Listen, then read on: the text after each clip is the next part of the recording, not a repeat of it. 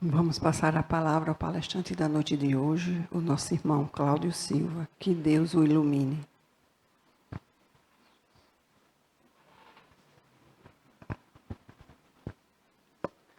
Muito boa noite a todos, amigos e amigas de doutrina espírita. Mais um encontro para a gente aprender juntos, refletindo sobre a nossa realidade, as nossas dores, as nossas alegrias, não é? Doenças da alma, muito o que aprender. Esse é o nosso tema de hoje. Uma certa feita, uma pessoa chegou no centro que a gente trabalha, muito assim, muito agoniada, muito apavorada.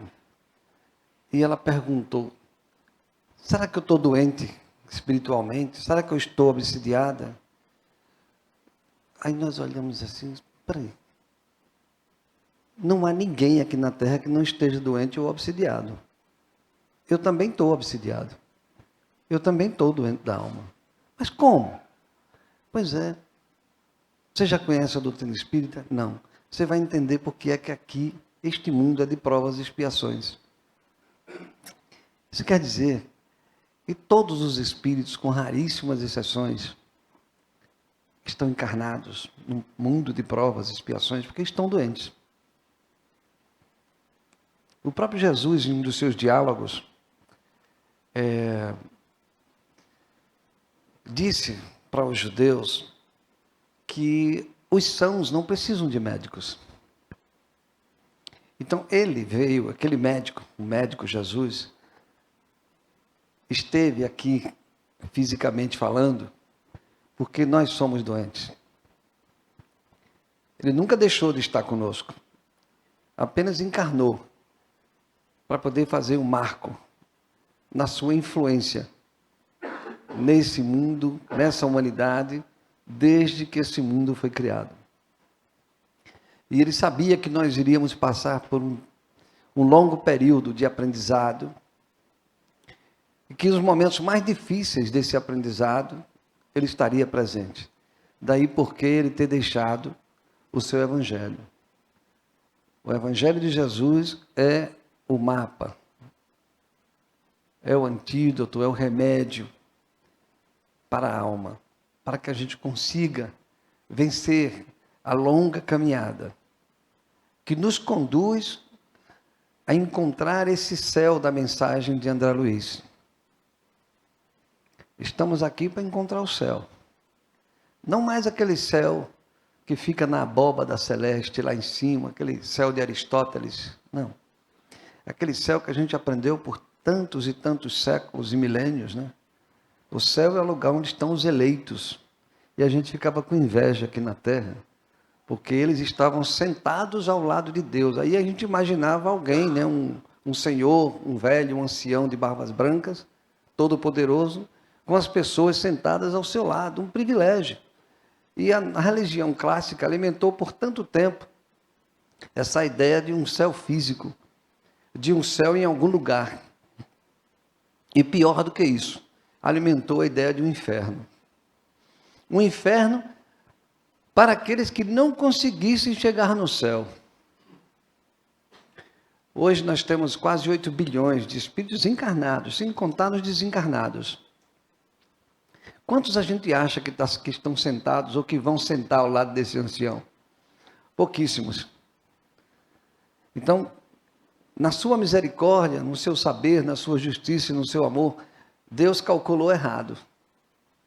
Ele calculou que a maioria dos seus filhos iria para o inferno. E alguns poucos iriam sentar do lado dele. Ele ia se sentir feliz com meia dúzia do seu lado. Isso é coisa da nossa cabeça, né? Foi a gente que criou esse Deus. Esse Deus humano, esse Deus que privilegia, esse Deus que ainda tem muito da gente.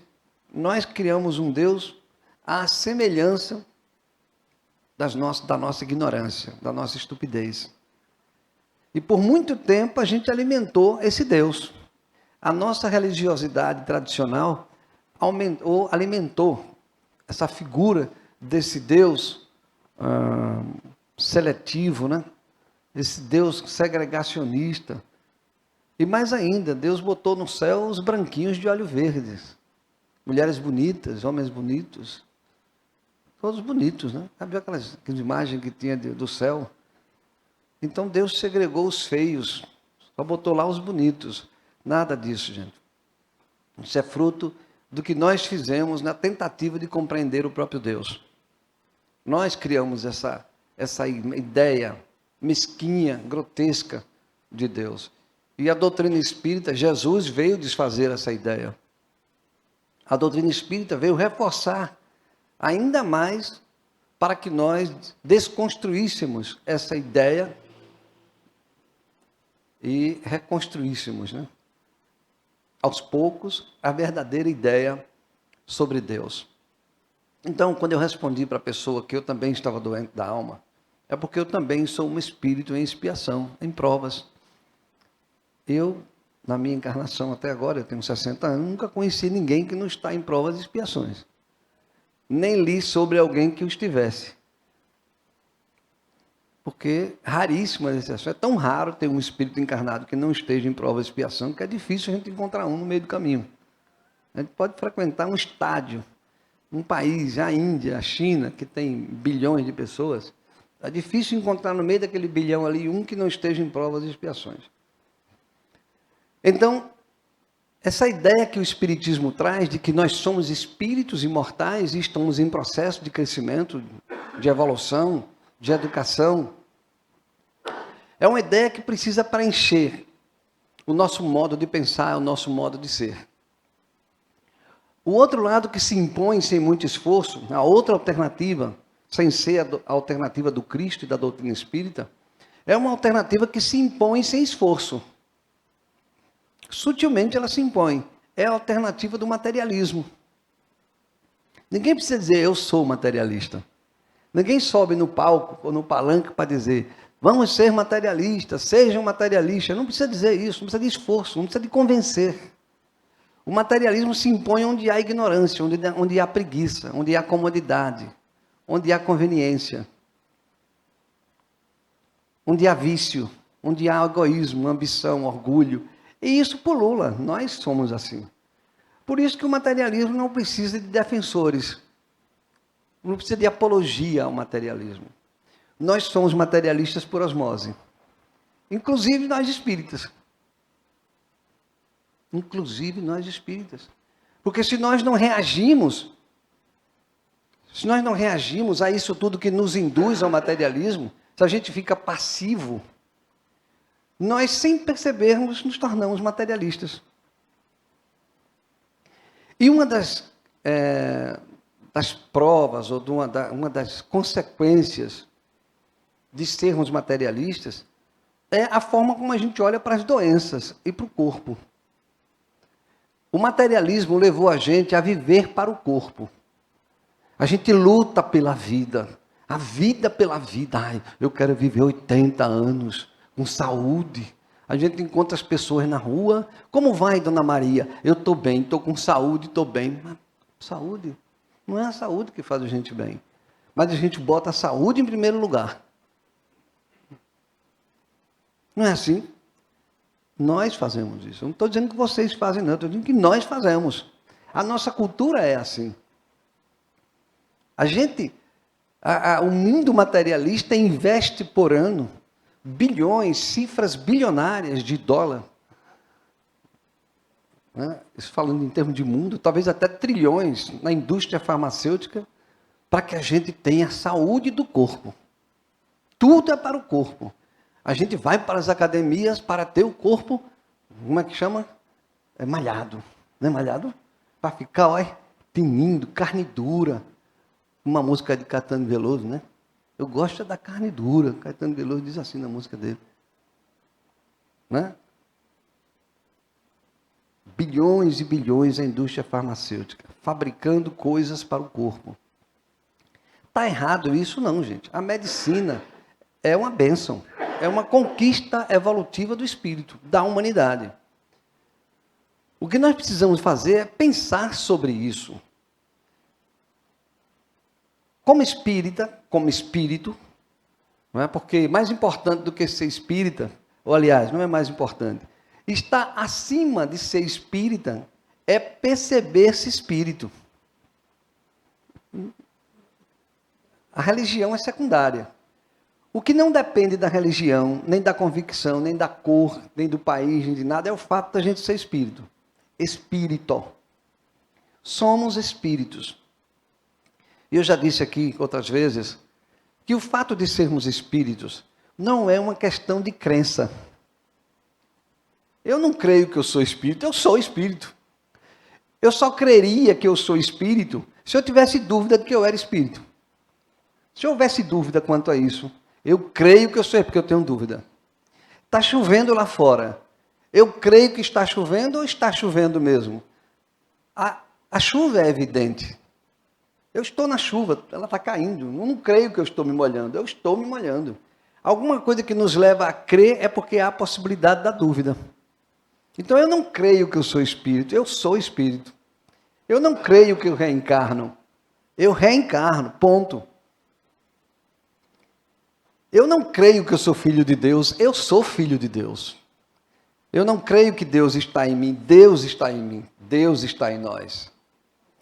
Aliás, o maior desafio, a maior conquista do ser criado por Deus é descobrir Deus dentro de si. Esse é a maior conquista, o maior prêmio. Todo o esforço que a gente está fazendo ao longo de milhões de anos de evolução é para descobrir Deus na gente. Quantas encarnações?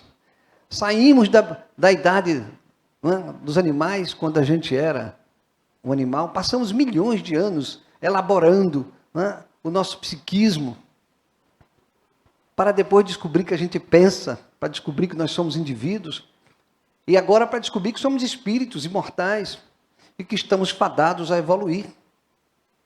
Porque há uma lei inexorável, uma lei que nós não podemos lutar contra ela, e toda vez que a gente luta, a gente sofre. É impossível não querer ser feliz. Talvez não no formato que a gente sonha, não no formato que a gente pensa, mas nós estamos condenados a ser felizes. E não há quem impeça isso. A felicidade pode não ser no tempo, no prazo e na forma, né? No tempo, no jeito, né? do que a gente espera. Se a gente perguntar a uma criança de 5 anos o que seria felicidade para ela, ela diz: comer um quilo de chocolate de uma vez. Papai, o senhor compra 1 quilo de chocolate de uma vez, seria felicidade para ela. A gente não compra. Porque se comprar, dá um negócio sério, né? Vai dar uma diarreia e a criança pode até parar no hospital. Nós somos crianças espirituais. Às vezes a gente quer encontrar essa felicidade como uma criança que quer 1 quilo de chocolate. Eu quero ser feliz logo. A minha juventude está passando e eu não sou feliz, eu preciso curtir. Olha que coisa, gente. A gente comete tanto equívoco. Por exemplo, a criança e o adolescente, a nossa cultura diz que a criança e o adolescente têm que curtir. Aí a gente ensina um monte de baboseira para as crianças, mas a gente não ensina a criança a ser espírito. A gente não ensina a criança a ela exercitar as suas faculdades espirituais. Não é médio não, viu, João? Estou dizendo que faculdade espiritual não é mediunidade não, viu? A gente fala em faculdade espiritual, pensa que é mediunidade. Não.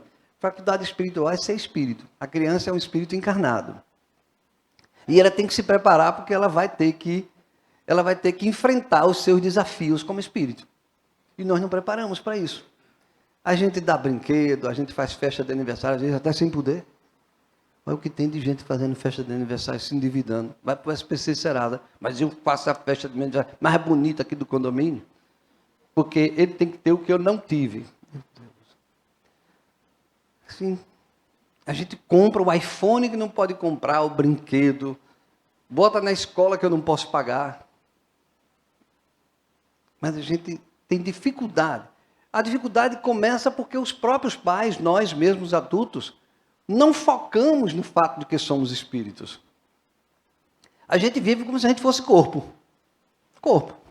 Um corpo. Por isso que a gente dá tanto valor à vida física. A vida não é importante em si mesma. A vida é importante pelo que a gente faz dela. Porque ela é um meio e não um fim. A vida física que eu estou falando, né? A vida física, é como uma embarcação que é dada a gente para a gente atravessar várias vezes o oceano.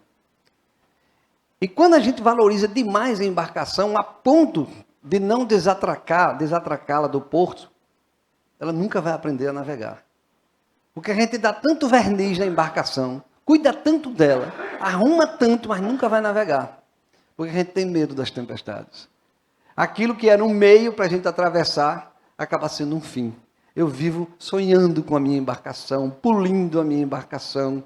Não deixo ela ir para o mar, porque eu tenho medo que ela se destrua no mar. Assim é a nossa vida física. A nossa vida física é uma embarcação, que é dada a gente para a gente atravessar o mar da vida. É uma embarcação dada para a gente fazer essa longa travessia, tantas vezes quantas sejam necessárias. Cada travessia é uma encarnação. E quantas dessas encarnações a gente navegou ou deixou o barco preso no porto por causa dos caprichos? A gente se prendeu ou prendeu aquele que convive com a gente, mas não deixou. E quando o barco começava a navegar, a gente voltava de novo com medo do mar, sem querer enfrentar o desafio de navegar. Tem até uma frase que dizem que é do Fernando Pessoa, eu acho que é, mas não tenho certeza. Navegar é preciso, viver não é preciso. Não é? Algum de vocês já ouviram essa frase? Navegar é preciso, viver não é preciso. Primeira vez que eu ouvi essa frase eu também não entendi. Mas queria dizer, o poeta, que navegar é preciso no sentido de que você pode ter uma bússola e um mapa e dizer para onde é que você vai, você sabe o destino. Viver não é preciso. O poeta achava que não tem precisão, não tem exatidão no ato de viver. É verdade, a nossa vida não é uma equação, porque o espírito não se mede por números. O espírito está acima de qualquer ciência. A ciência do espírito é o amor, é o doar-se, é o sentir Deus em si. Tudo mais são elementos, são instrumentos do trabalho do espírito. As doenças do espírito, muito que aprender. Nós vivemos muitas encarnações, e nessas encarnações, nós cometemos erros, cometeram erros contra nós, tivemos medos, tivemos frustrações, traumas, em outras encarnações. Sobretudo, os erros que nós cometemos.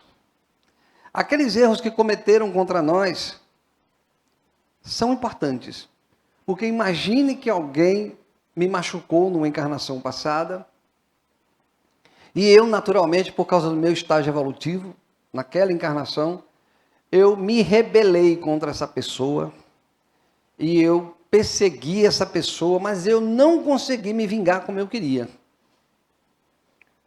Então eu desencarnei naquela encarnação, e reencarnei já algumas vezes, trazendo comigo as marcas do mal que aquela pessoa me fez. Imagine, alguém me fez um mal, lá numa outra encarnação, e eu não perdoei, eu fui atrás da vingança. Enquanto eu não vingar, e aí eu já saí daquela encarnação, né? Eu já não sei mais onde é que está aquela pessoa. Aí suponha que essa pessoa me causou um mal muito grande no sentimento, no coração, né? Ou me traiu, ou me enganou, ou me assassinou, qualquer coisa assim que o valha, que doeu muito, ou me desrespeitou, me desmoralizou, e eu fiquei com aquela marca da vingança comigo, e tem algumas encarnações que essa marca, ela está comigo, e essa marca, hoje, ela se apresenta como uma doença. O meu perispírito, de certa forma, aspirou, imprimiu na sua tessitura o ódio de não ter se vingado como queria. Então, está dando para entender? Esse ódio que ficou impresso no meu perispírito, e tudo que a gente faz com o nosso livre-arbítrio, com o meu pensar, tudo que a gente faz por um ato de consciência, fica impresso no nosso perispírito. É gravado lá. E isso que eu fiz numa encarnação passada, nessa encarnação vai se apresentar como uma doença. Quantas coisas alguém errou ou eu errei. Imagine também que eu cometi erros, equívocos. E esses equívocos que eu cometi e não os reparei. E é interessante que quanto mais tempo passa na história do espírito, mais sensível ele fica a essas marcas. Quer dizer, quando eu era um homem primitivo, um espírito primitivo, os meus erros e os erros que cometi, que eram cometidos contra mim mesmo, não tinham tanta importância, não traumatizavam, não marcava tanto. Mas independentemente de qualquer coisa, quanto mais oportunidades a gente tem de reencarnar, quer a gente queira ou não, a nossa sensibilidade aos nossos erros aumenta. Será que é por isso que a gente está tendo tanta doença mental? Tanta depressão, tanta angústia? E a indústria farmacêutica vendendo bilhões por ano para tentar curar os neurônios, para estimular a produção de substâncias neurotransmissoras, para provocar as sinapses da alegria. Coisa legal isso, né? Não é assim. A gente vai estar tomando só Gaiacol. Alguém sabe o que é Gaiacol aqui? Só quem tem mais de 50 anos, né? Gaiacol. Gaiacol, eu falei em Gaiacol. Gaiacol era um remedinho que a gente botava no dente das crianças, que antigamente ficava cariado, era tão fácil. Eu tinha os dentes tudo pretinho, os dentes de leite. Né? Tudo cariado, um buraquinho aqui que ficava no dente. Aí eu comia uma goiaba, era uma dor danada. Sentiram a dor da goiaba. O cimentozinho agora, aí eu chorava, que só minha tia, eu vivia com a minha tia. Ai, tira aqui. Não era tão comum, né? Na época que eu era criança, a higiene bucal era um pouco de gente mal escovava dentro quando ia dormir, ou quando acordava de manhã cedo. O fato é que tinha um remedinho chamado Gaiacol, que era um frasquinho bem miudinho, fininho. Aí a minha tia abria aquele frasquinho, enchia um bolinho de algodão. Um bolinho, assim, ela fazia assim com a mão, e às vezes não tinha algodão, era um fiapo de pano. Ela puxava de um pano, uma toalha velha, assim, de um lençol velho, aí fazia assim, Estão lembrando aí, né? Aí embebia esse pedacinho de pano com Gaiacol, e ali era uma substância anestesiante. Pegava um palito de fósforo, fazia a ponta assim, com o cutelo ou a peixeira. Quem tem menos de 50 anos não sabe o que é isso, né? Porque todo mundo aqui é mais ou menos 30, média, né? Mais ou menos, né? Só tem uns 4 aqui que tem de 50 para cima. O resto é tudo jovem. Eu sei que depois que ela botava o palito de fósforo, ela botava ainda a pólvorazinha que tinha na cabeça do palito de fósforo. Juntava com um paninho e mais o Gaiacol e tum. Mas era um santo remédio. Daqui a pouco eu estava brincando de novo. No terreiro, né? Sem sentir a dor. Mas não ajudou, não curou, né? Daqui a pouco, quando eu começo qualquer outra coisa, que de novo eu ia chorar novamente. Então, nós estamos criando Gaiacol para a alma. Estamos criando Gaiacol para a alma. Que dá aquela sensação de que estou legal. Meus filhos, eles estão numa idade assim que... Eu tenho... Minha filha mais velha tem 39 anos, 37 e 33. E de vez em quando, graças a Deus, a gente conseguiu colocar o espiritismo dentro do lar. Isso é muito importante, gente, botar o espiritismo dentro do lar. E botar o espiritismo dentro do lar não é fazer evangelho, viu? É bom começar com o evangelho, mas não é só o evangelho. Botar o espiritismo no lar é dar exemplo. É ser espírita todos os dias. É ser espírita. É ter a coragem de dizer, eu errei. É ter a coragem de, quando as coisas não acontecem do jeito que a gente quer, a gente diz assim, agora é que eu tenho que ser espírita. Olha, aconteceu um negócio que eu não esperava. Uma decepção no nosso modelo social, né? A gente tem umas decepções, né? Mas meu filho, você fez isso? Quando isso acontece, essa é a hora da gente ser espírita. E não se comportar no mesmismo. Uma pessoa no mundo lá fora se decepciona com os filhos. O espírita não. Agora é a hora de ser espírita, quando o filho lhe decepcionou. Então, de que adianta você estar indo para o centro, ouvir palestra, lendo os livros todos, o evangelho, tudo, se isso não muda seu jeito de pensar, seu jeito de agir? Então, ser espírita é ser espírita no dia a dia. Fica santo ou não fica? Mas, sobretudo, reconhece os próprios erros, as próprias limitações. A maior característica do espírita não é ele ser santo, nem bonzinho, nem certinho. É as pessoas que vivem com ele perceber que ele tem compromisso com a sua mudança. E esse compromisso aparece quando você humildemente diz, eu errei. Sobretudo para aqueles que dependam de você. Porque a gente tem um instinto, né, de poder, de egoísmo, que faz com que a gente não assuma, não seja humilde, não queira ficar pequeno diante daqueles que são menores do que nós.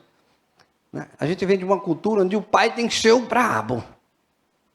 Aquele que diz que ninguém pode apontar os seus erros, porque ele é o pai. Isso é um absurdo. O espírita tem que destruir esse modelo. O espírita tem que ter a responsabilidade, a humildade de admitir que o filho acertou e que ele está errado. E sair desse pedestal, não é, que nós criamos, artificial, impositivo, de achar que o fato de ser pai, de ser chefe, de ser qualquer coisa que o valha, é do machismo, porque eu sou homem, porque eu sou isso. Isso não é nada disso. Isso é um espírito em aprendizado. Nós estamos pai, estamos mãe, estamos ricos, estamos pobres, mas não somos isso, somos espírito em crescimento. Então, aquelas marcas de outras encarnações, e eu estava dizendo, quanto mais o tempo passa, mais sensível a gente fica às nossas responsabilidades espirituais. Quando elas não são assumidas, no tempo certo, elas nos acompanham e vão aparecer como doenças da alma. Não tem jeito. Nós carregamos conosco, e essas doenças, elas estão em estado latente. Elas estão ali. Eu li um livro. A gente, quando começa a estudar o espiritismo, a gente quer estudar outras coisas também, né? Não para se tornar especialista em nada, mas às vezes para fazer uma correlação de uma coisa com outra. Aí eu li um livro uma vez, um livro para leigo, obviamente, um livro que falava sobre genética, o Gene. Alguém já leu esse livro? É um livro dessa grossura, o Gene, mas é feito para leigo. Não é gene para geneticista, não. É gene para leigo. É um cientista indiano que ele estudou muito genética e ele é um cientista, um cara bastante avançado nessa área. E ele quis descobrir por que é que na família dele tem um potencial de esquizofrenia muito grande. E ele queria descobrir, acima de tudo, por que é que ele analisou a genética de alguns dos seus parentes, e na maioria deles tinha lá o DNA, tinha lá como é que chama? A palavra escrita, a frase escrita, você vai ser esquizofrênico. O DNA é uma linguagem, né? É uma linguagem que está escrito lá, segundo os materialismos. É o DNA que diz que eu tenho que ser feio, bonito, alegre ou triste. Nada disso, viu, gente? DNA é meio, é uma linguagem sofisticadíssima, mas ela é meio. Não é ela que dita o que eu sou. O que dita o que eu sou eu, o espírito. Então, eu me expresso por um corpo super sofisticado que expressa aquilo que eu trago na alma. E o DNA, ele ouve isso e reflete. Então, esse cientista descobriu que tinha algumas pessoas na família dele, muitas ocorrências de esquizofrenia. Mas algumas pessoas, apesar de ter a escrita da esquizofrenia no seu gene, a esquizofrenia não se manifestava.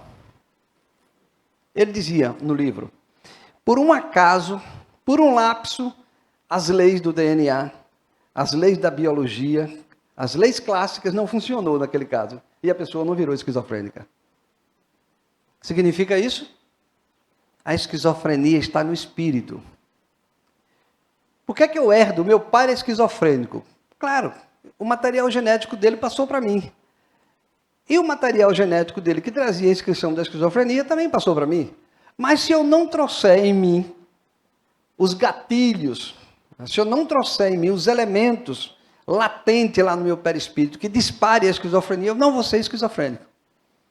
Estão entendendo? Que a doença da alma, a doença da pessoa humana, independente. Quando a gente fala da alma, parece que é do espírito. A doença da gente, seja do corpo ou da alma, ela está em uma dimensão que está além do corpo físico. As nossas doenças, aquelas que são as mais difíceis, as doenças que mexem com a nossa vida, são doenças cuja origem, cuja matriz é a alma. Então, o gene da esquizofrenia, ele pode estar latente, do câncer pode estar latente, de qualquer doença. Pode estar latente numa pessoa, mas não necessariamente vai se manifestar. E mais ainda, tem determinadas doenças da alma que nós trazemos quando reencarnamos, porque necessitamos dela. Quando nós estamos no mundo espiritual, a espiritualidade nos chama, nos adverte e nos orienta e diz, olha, você vai nascer com um problema sério no seu fígado. Uma deficiência, uma fragilidade hepática muito grande. E está aqui porque é que você vai nascer assim. Está aqui. Aí lá tem umas... A gente chama de tela aqui, né? Tela, televisão aqui é um negócio muito rústico, né? Muito grosseiro. Lá é um negócio que se materializa assim na frente da pessoa, porque a matéria no mundo espiritual, ela é muito mais plástica, ela é muito mais... Ela consegue fazer arranjos muito mais elaborados para expressar uma ideia do que a gente aqui. Toda vez que a gente quer expressar uma ideia aqui, é uma dificuldade enorme, né? Porque o mundo não é plástico, mas no mundo espiritual não. As ideias, elas se formam, se desenham com uma vivacidade muito grande. Então, você vai nascer com um problema hepático. Vamos assistir aqui o que você fez numa das suas encarnações passadas. Você começou a beber, porque você sofreu um problema na sua vida, está aqui o problema que você sofreu. Sofreu uma traição, perdeu o emprego, qualquer coisa que o valha. E isso levou você a... Você não teve fibras para superar aquilo, para sobreviver, né, para enfrentar aquilo dignamente. Você preferiu ir para o álcool. E indo para o álcool, você ficou viciado. E você se fechou para o mundo.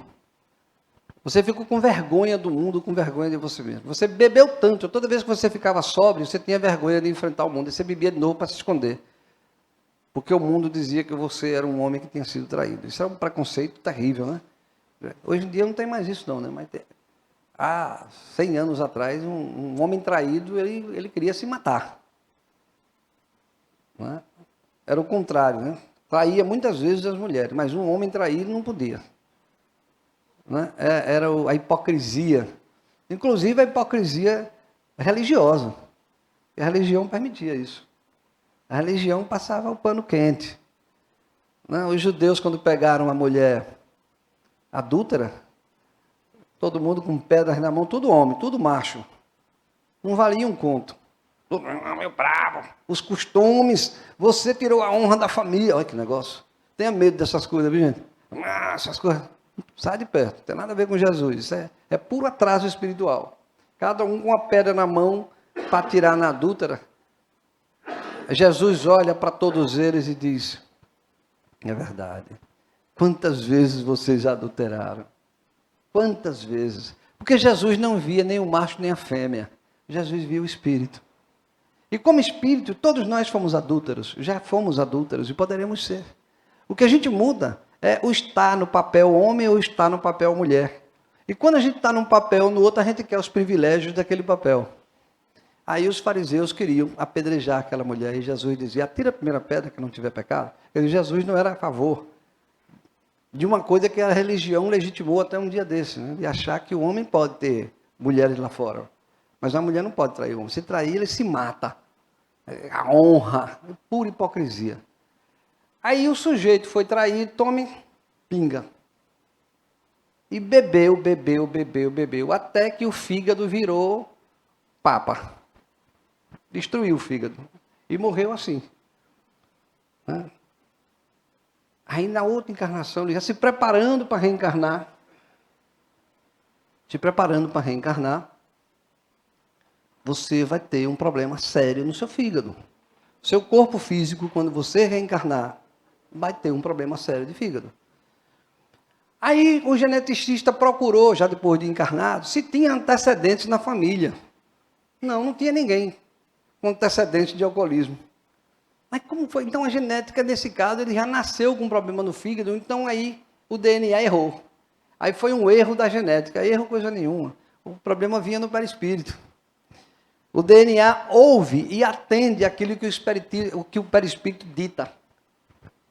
E o perispírito dita aquilo que está inscrito no espírito. É o espírito que traz consigo as suas responsabilidades. E ficam impressas no perispírito, que se reproduz no corpo físico. Então, aquele homem, quando reencarnou, trouxe uma fragilidade no seu fígado muito grande. Uma predisposição muito grande a um câncer de fígado. Ele tinha que ter uma vida muito regrada, para não, qualquer coisinha, ele tinha um problema no fígado. Mas ainda lá no planejamento encarnatório, a espiritualidade chamou e disse assim, olha,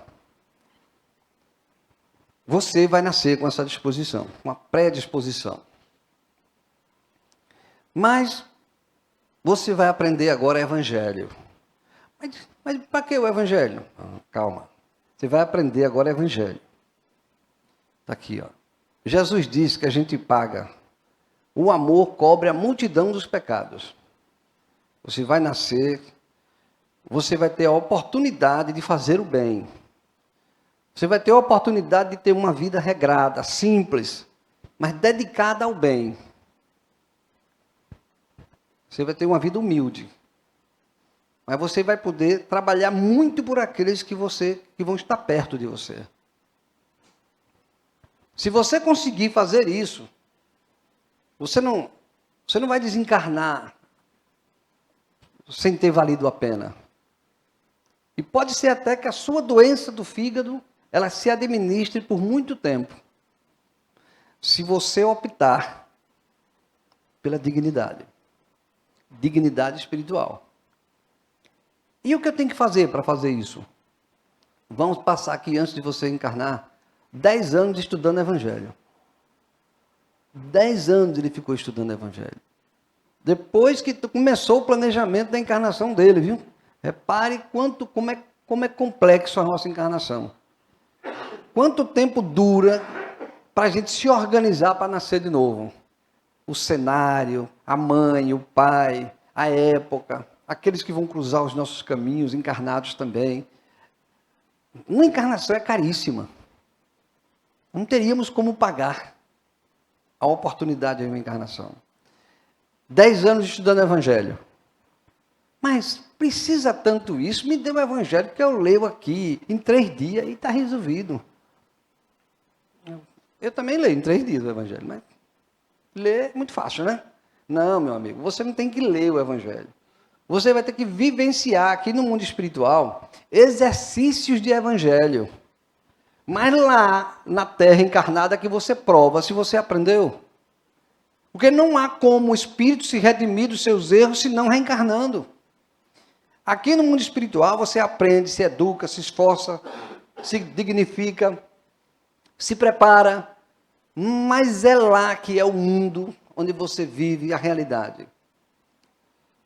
A realidade das suas próprias conquistas. Os méritos e deméritos acontecem lá. É como que o mundo espiritual, vamos dizer assim, que é a escola, né? Mas a gente precisa da prova. A prova é a encarnação, por isso que é mundo de provas e expiações. A gente vai para lá, estuda, agora eu estou pronto para a prova. Aí a gente reencarna. 10 anos estudando o Evangelho. Aí depois de 10 anos, ele, não, agora eu estou pronto. Agora eu entendi o que eu tenho que fazer. E você ainda vai nascer numa família espírita. Opa, aí é que é bom, viu? Aí vai ser mais fácil de eu honrar os meus compromissos. E quem sabe preservar o meu fígado. Nasce o sujeito, filho de uma família espírita, um pai dedicado, uma mãe dedicada, muito sacrifício, muita dificuldade, humilde economicamente. Né? Mas depois que o sujeito completou aí os 15 anos, como a família era humilde, ele precisou trabalhar cedo. E quando ele recebeu os primeiros salários, ele começou a querer ser homem. Porque no trabalho que ele trabalhava, os homens bebiam e fumavam. E ele, para ser homem, tinha que beber e fumar. E ele, as primeiras oportunidades que ele teve de beber, já foi parar no hospital. Mas aí ele tomou uns carão do médico. E como ainda era jovem, chamou a família, deu uma segurada. Porque o médico falou, ele não pode beber. Porque ele tem um problema sério no fígado. Não pode. Aí ele segurou. Até ficar adulto. Depois dos 18 anos, quando ele se viu, não precisava mais ficar debaixo da saia da mãe, ele agora diz, não, a vida agora é comigo, eu que eu sei o que fazer. Não quis mais frequentar o centro, passou a infância na evangelização, não quis mais frequentar o centro. Aos 25 anos, ele precisou, de certa forma, ele não pôde mais continuar a sua vida. Porque o problema do fígado, foi tão grande que ele teve que ser hospitalizado e não saiu mais do hospital. Não saiu mais do hospital, desencarnou. Precocemente. Vejam, gente. Nós todos trazemos, né, o germe das nossas doenças. E todos os dias a misericórdia divina nos dá a oportunidade de fazer o bem, para não ficarmos doentes. Só existe o melhor antídoto contra as nossas doenças é fazer o bem. Mas como é fazer o bem? É ir para a campanha do quilo do Bezerra de Menezes? É ir dar a sopa para o pessoal, o agasalho? É ser gentil com as pessoas lá no shopping, quando eu me encontro com elas? É parecer elegante, bonito, simpático no Instagram? Não. Fazer o bem é viver os nossos momentos de anonimato insistindo no bem. Quais são os momentos de anonimato da nossa vida? Quando eu estou sozinho, quando eu estou na minha casa, quando eu estou com os meus, com a minha família, quando eu estou com aquela pessoa que me testa, com aquela pessoa que exige uma paciência que eu não tenho. Mas eu me esforço para ter. Fazer o bem é isso, sabe, gente? Espíritos que estão em provas e expiações ainda não amam porque amam. Se esforçam por amar porque precisam. Quando a gente evolui, a gente não faz esforço para amar. A gente ama naturalmente. O espírito evoluído não faz esforço para perdoar. Aliás, nem existe a palavra perdão, porque não houve ofensa. Não há ofensa, não há perdão. Só há esforço para nós. Esse esforço de convivência, naquela frase que Jesus disse com tanto, né, com tanta ênfase, ama o próximo como a ti mesmo. Olha, ele falou das duas pessoas, o próximo e eu mesmo. Como querendo dizer que é nele, no próximo, que eu encontro a mim mesmo. Só é possível a gente se encontrar consigo mesmo, se a gente se encontrar com o próximo. E não é aquele próximo que está na rua.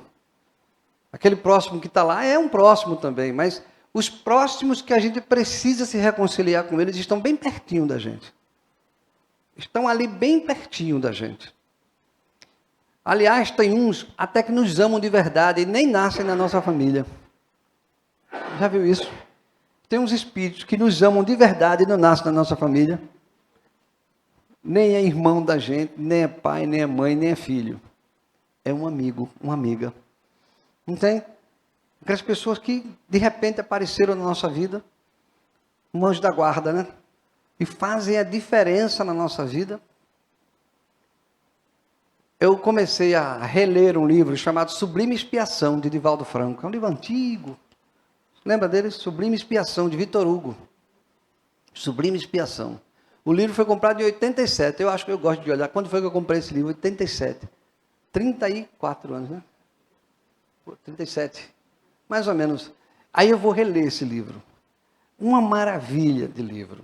Sublime Expiação. Aí ele bota no livro exatamente a história de um sujeito que nasce com uma predisposição à lepra. Mostrando o que significa as oportunidades da vida que nós temos. Se nós... Aí eu estava falando do anjo da guarda. Nesse livro, Sublime Expiação, o personagem principal, que é o que fica leproso, ele nasceu numa família de 10 filhos. Naquela época era muito comum isso, 10 filhos. A mãe e o pai faziam parte da alta sociedade, e os 9 irmãos eram bonitos e se deram muito bem nos negócios do pai, no comércio, e foram juízes, médicos, não sei o quê, advogados, aquela coisa toda. E ele foi o caçula, nasceu diferente, inclusive fisicamente. E ele gostava de piano, de filosofia, e o pai ficava dizendo, você já é homem, rapaz, tem que ser como seus irmãos, tem que gostar de dinheiro e de mulher, de pinga. Mas meu pai, eu gosto de piano, eu gosto de tocar música clássica, de filosofia, sabe, uma alma já querendo. Mas aí, quando descobriu que ele tinha lepra, a lepra, ela tinha um estigma. Graças a Deus que a gente já superou hoje, né? Mas a lepra tinha um estigma que a pessoa tinha que ser segregada. Até um dia desses, quem tinha lepra tinha que ser tirado de casa. Tinha que ser tirado de casa mesmo, e tinha que ficava recluso, pior do que um preso. Porque o preso ainda tem visita, o leproso ninguém visitava, porque todo mundo tinha medo da lepra. Então, no dia que a mãe dele soube disso, botou logo ele no quarto do fundo, mandou chamar o serviço sanitário e exportou ele para um leprosário. Mas ele tinha uma dona Miriam, que foi evangelizadora dele na infância. Ela se consternou com ele e com a forma como a mãe dele o tratou. E ela acompanhou essa dona Miriam por muito tempo, ele, na primeira fase da doença. Inclusive, ele teve uma pequena melhora. E quando teve essa pequena melhora, ele voltou para casa. E quando ele chegou em casa, não tinha telefone para avisar na época, né? Nem WhatsApp, nem nada. Então, mas dona Miriam acompanhava ele, inclusive lá no sanatório. Que ele já passou a ter problema psiquiátrico também, o rapaz. Ele de volta para casa. Quando ele chega em casa, a mãe, você aqui? Não. Vai embora. Eu não quero você aqui. Você não é mais meu filho. E aí os irmãos vieram, e todo mundo voltou, virou o rosto para ele, todo mundo entrou em casa, e ele ficou abandonado ali pela família, inclusive pela mãe. Olha que coisa. E dona Miriam, de novo, levanta, né, o rapaz e vai conduzi-lo durante a vida toda. Quem era dona Miriam? A mãe espiritual dele. O nome dele é Luciene, o nome do rapaz, Luciene. É o que eu estava dizendo, às vezes, né, o amor de verdade está fora da família. Na família estão os laços que nós precisamos desatar para aprender a amar. Mundo de provas e expiações. Nós não temos a família que queremos, que sonhamos, temos a que necessitamos. Temos muito que aprender sobre doenças da alma. Deus nos abençoe.